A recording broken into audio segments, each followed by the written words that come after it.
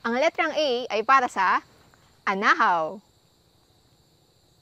Ako si Celine at welcome sa ating panibagong series, ang alpabeto ng Philippine Native Trees. Nandito tayo ngayon sa isang roadside forest.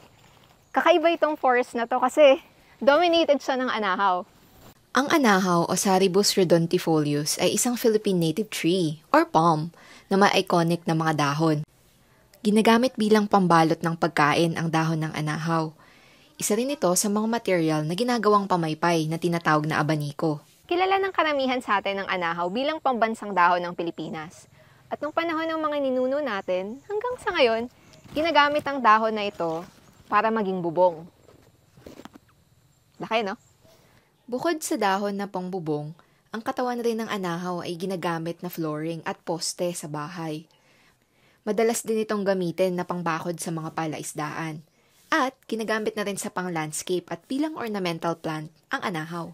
Ayun, if you enjoy this, please share this original video and don't grab without permission. Sa simpleng bagay na yon, you will help me continue my work. So that's it for letter A ng alpabeto ng Philippine Native Trees.